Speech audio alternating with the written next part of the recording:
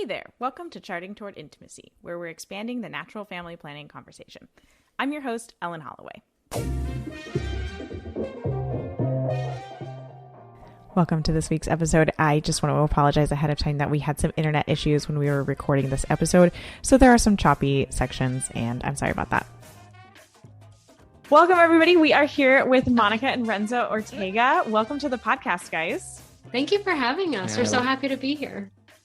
I am excited to have this conversation. We are going to be talking to youth and young adults who are not your children about NFP, and like where those of us who are kind of advocates or users of NFP, like where we sit in that conversation when there are youth and young adults around. So before we get started, Monica and Renzo, why don't you guys introduce yourselves a little bit so everybody will kind of understand why it is that you know about talking to youth and young adults. Me? Oh, okay. So we are, like you said, Monica and Renzo Ortega. We run To Become Family and recently released a podcast, Pre-Caning with the Pope.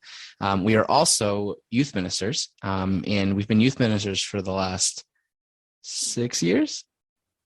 No, 5 years? No. No, not at the current parish. Altogether? Yeah, altogether. Like over a decade. Okay. Oh my God. So that went by fast. So over a decade. Over a decade, we've been youth ministers. Right. So some of our youth are actually getting married this summer. Yes. Or old youth, not current youth. Old youth are getting married this summer. And we've had the pleasure of being able to walk with teens for years and been able to help them grow in their faith and tackle hard questions, which include now NFP and fertility awareness.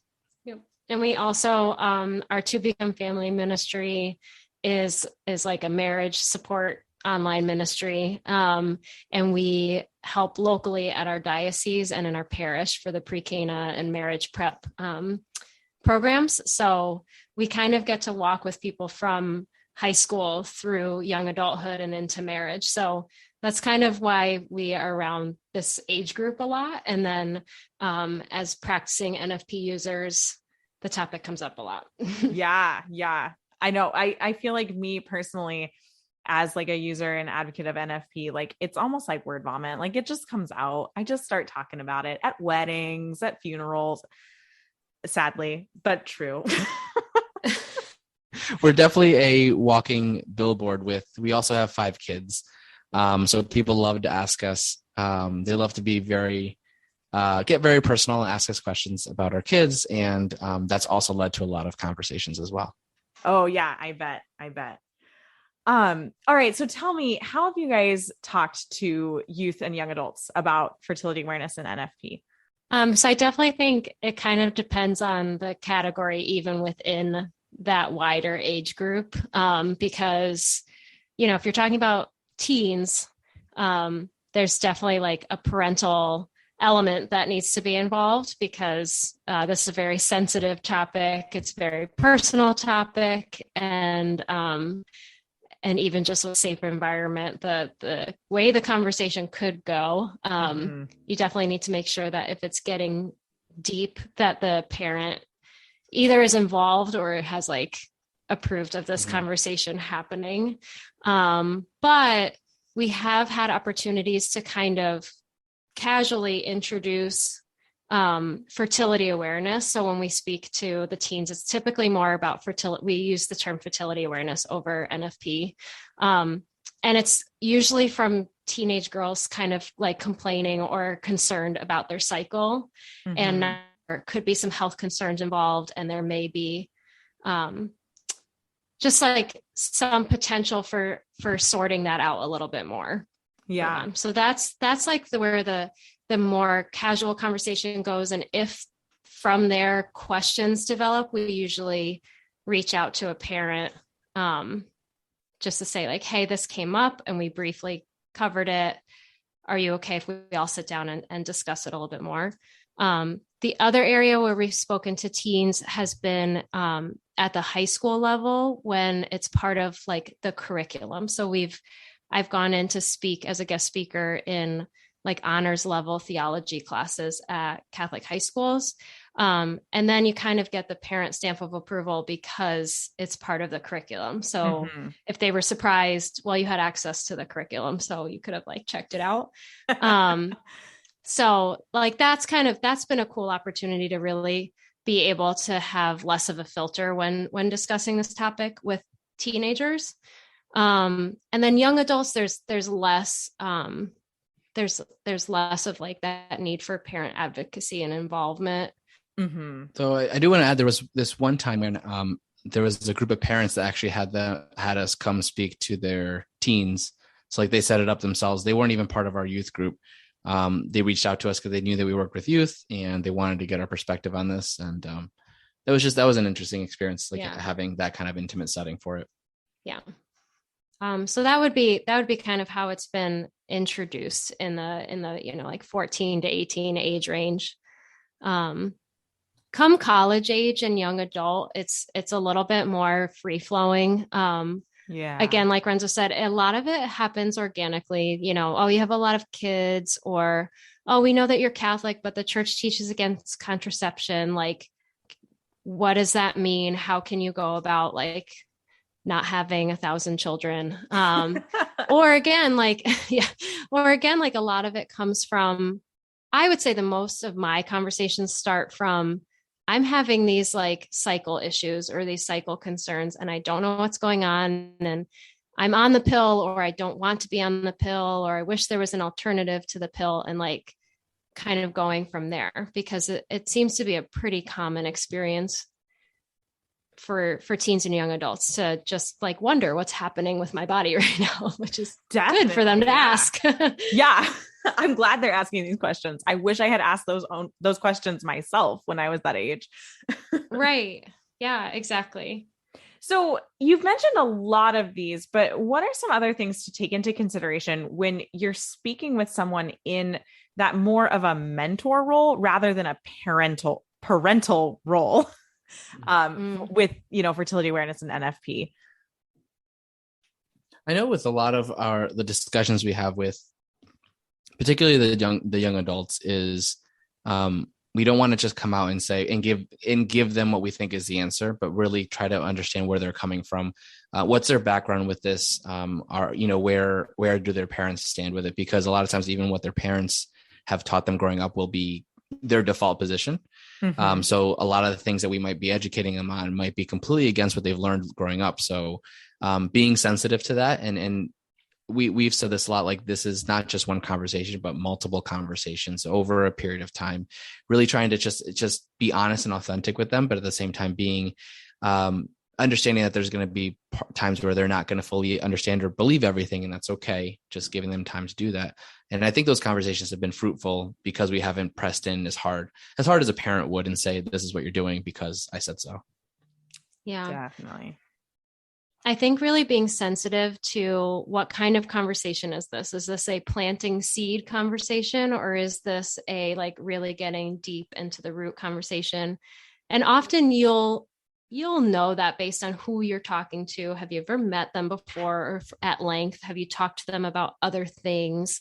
But I think really allowing the other to kind of guide the conversation and you being like the active listener and then answering their questions. So not giving them information that they weren't requesting, and allowing them to like, okay, based on what you just said, I have another question.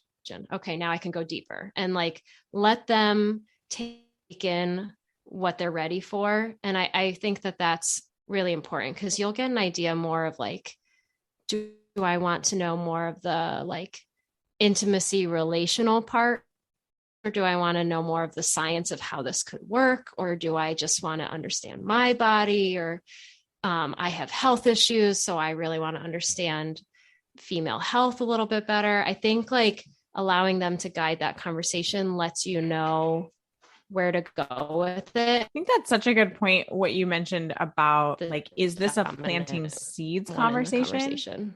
Or is this a is this a deeper conversation? I think that's such a good point that you mentioned, because again, this is something that is a continual, or it's not a one and done. It's not a oh, here's NFP, and everybody signs up. Like nothing in our religion is that.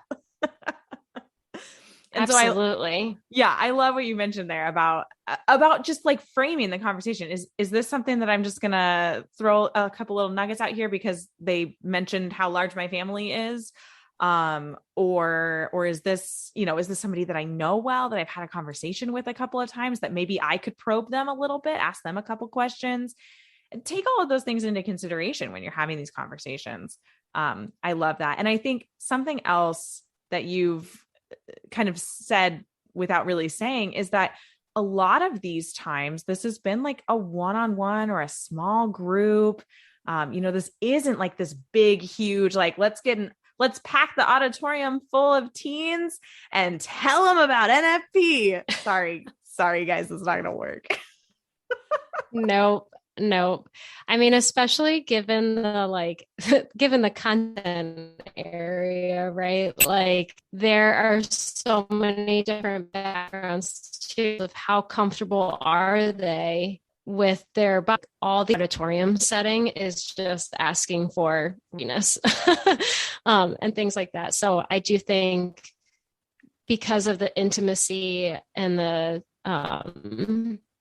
delicacy of the topic deserves that. So not to say that it can't be like introduced. I think when they know what they're showing up for, if it were to be something like that, would be more appropriate. Yeah. Like I said, like a class or, workshop at your parish or something like that. Like they know what they're coming for, and you're not surprising them with like, we're going to talk about sex and your body. Like that might be a little jarring.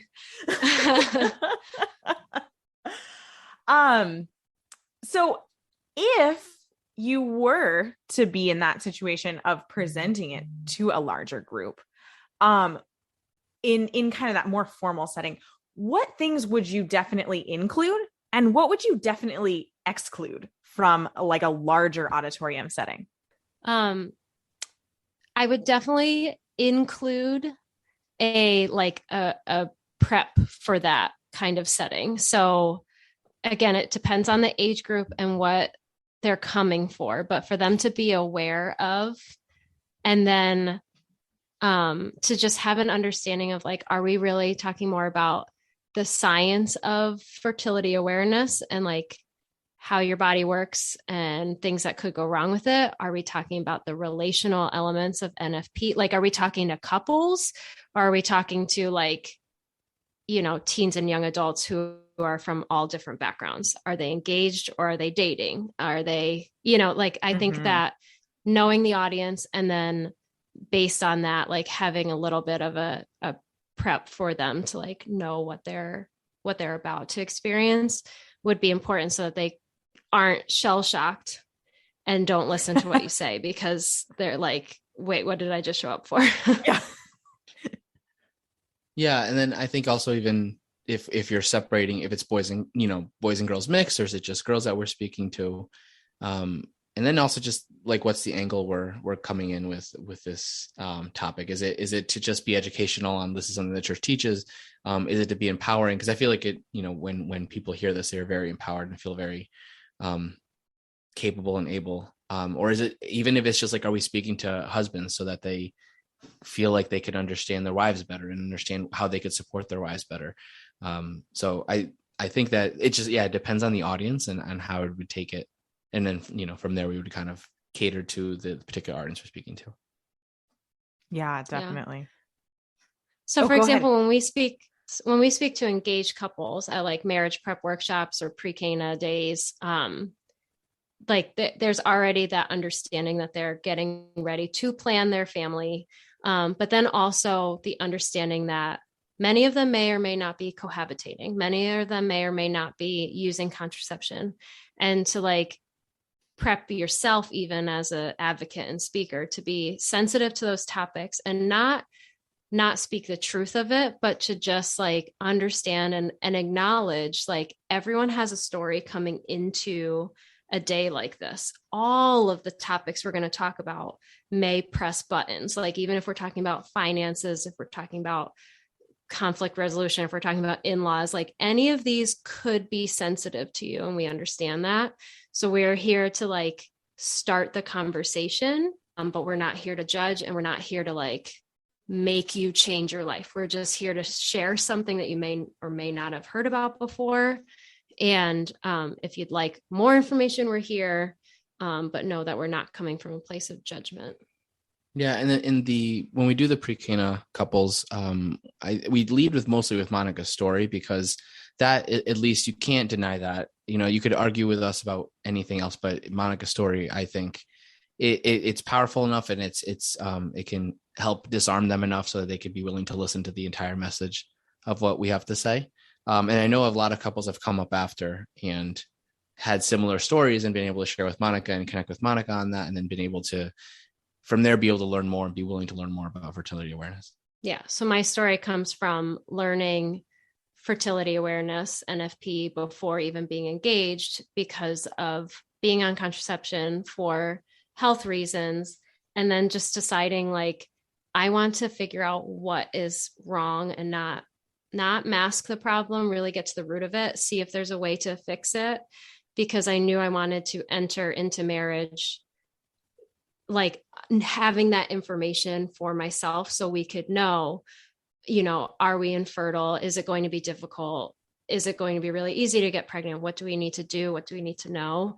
I wanted to be like understanding of that. And I also just didn't want to take medicine every day if I didn't have to. Like what actually is going on, and is there something else I could be doing to treat this issue?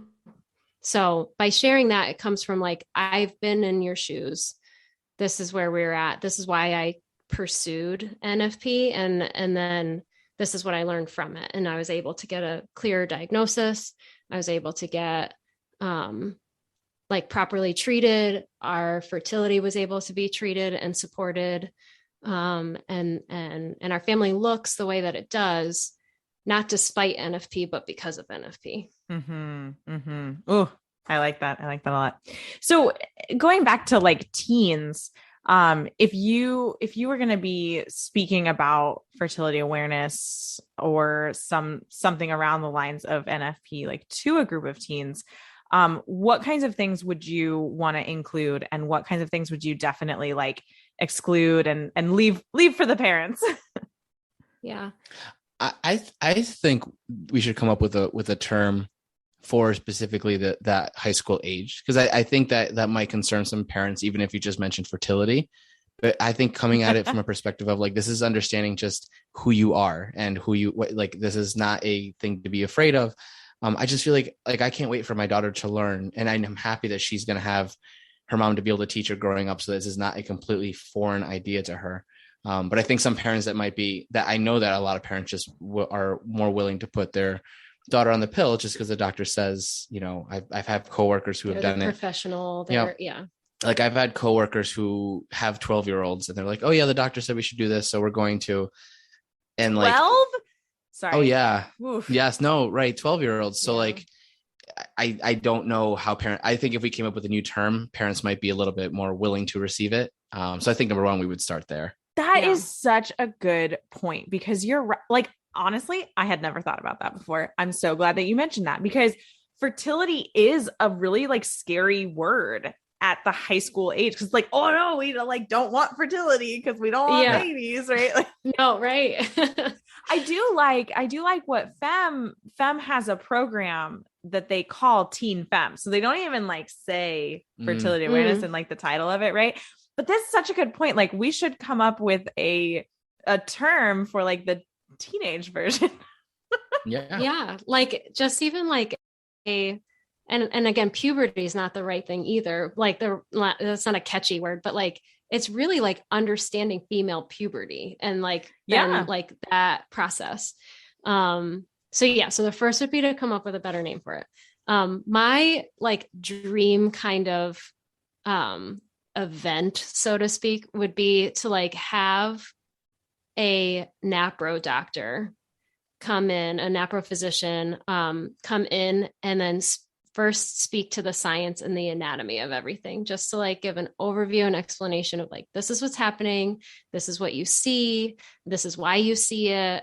And then these are some of the things that may not be regular at this stage in your life because you are not fully developed yet.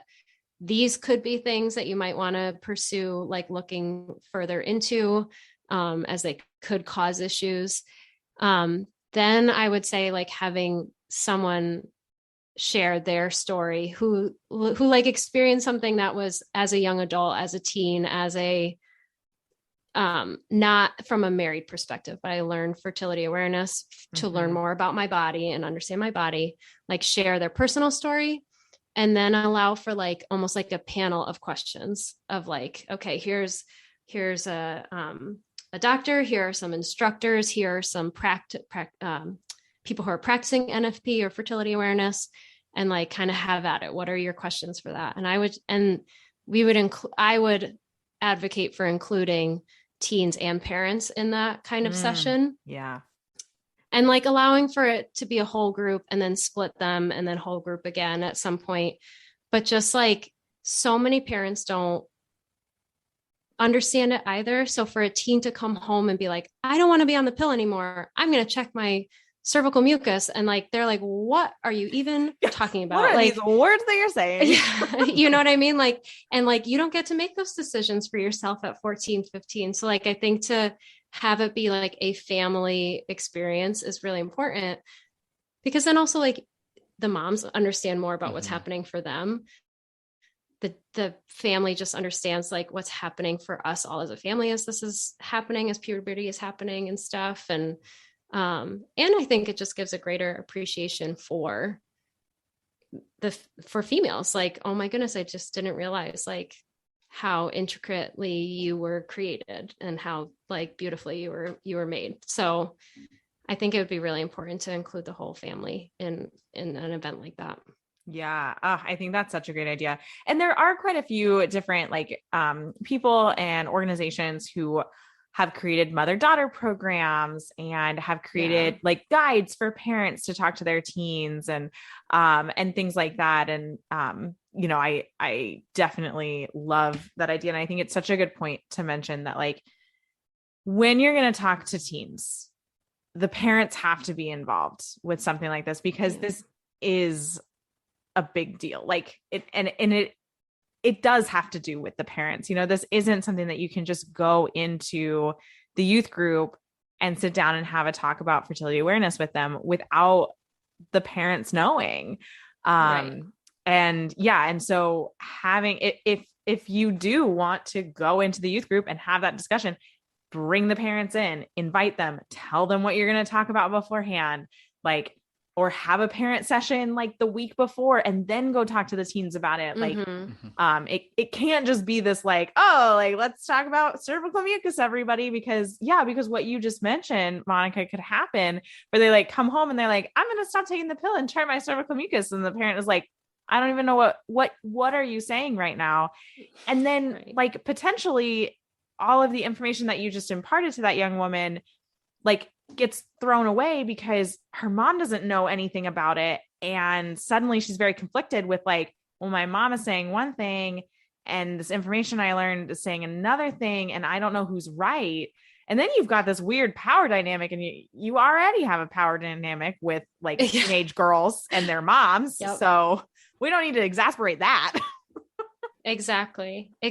And the importance of like, that would just be an introduction, like to really understand it. You need an instructor. Like so many people think that, oh, I can read a book or I can follow a chart or it's just checking temperatures. It's just like, no, having an instructor walk with you, like they've been through so much training and so much understanding and they have so much wisdom to share, and a whole network of other people that like, if they haven't experienced what you're sharing with them, they have other people to turn to and ask questions of, is so crucial. So like, I really think advocating and being pretty clear that like an instructor is necessary after this initial, like, I buy in, like, this sounds great. You can't just go home and take your temperature. Like there's so much more to it. So I think really making sure that instructors are involved in, or like like directing them there after these types of things is really important as well. Yeah, definitely. Oh, I love that suggestion. I'm already thinking about like, how can I create an event like that around in my parish? Like, yeah, well, you have to have a pastor that's comfortable with such a topic. Yes. Yes. So it's the whole thing is delicate, and it's really, it's just like, yeah, keeping that in mind. Cause we, as people who are like you said, advocates for NFP, like we're so on fire for sharing this information because it's so important and it's true and it's beautiful and it's empowering, like Renzo said. But we have to really understand that, like, while it's for the female, like while it's for the individual, there are so many support systems to be in place for this to go well. Like the parents and the fiancés and the pastors and the, whatever, however it's going about, like everyone needs to kind of be on board on the same page. Yes, definitely. Oh, I love that. Well, this has been such a great conversation. Was there anything else that you wanted to add in before we close out the episode? I don't think so. I think just to advocate for anyone that's listening that has young women in their life, either children, godchildren, nieces, and however, or if you are in a role that you're in a role where you're a mentor or a leader to young women, teaching, coaching, youth ministry, whatever, to just like the way that you live your life invites open conversation. So like they will come to you and like allow that to be what guides things. Cause I know we want so much to just like go out and shout from the rooftops, stand on our soapboxes and like explain all these things. But like we have found more fruit in allowing the audience to kind of guide how far the conversation goes, when it happens and things like that, to just trust that you're doing the right thing by just living your life, and they will see that you do things a little differently and it'll come up. So that would just be my vote of advice. Oh, love that. That was such a great place to end. Thank you so much, guys, for being on the podcast. Thank you for having us. It was such a joy. Thanks so much for listening. If you are not already following us on Instagram, be sure to check us out at Charting Toward Intimacy. And if you have comments, questions, episode topic ideas, or just want to chat, please feel free to reach out at Charting Toward Intimacy on Instagram or via email. My link to that is in the show notes. Until next time.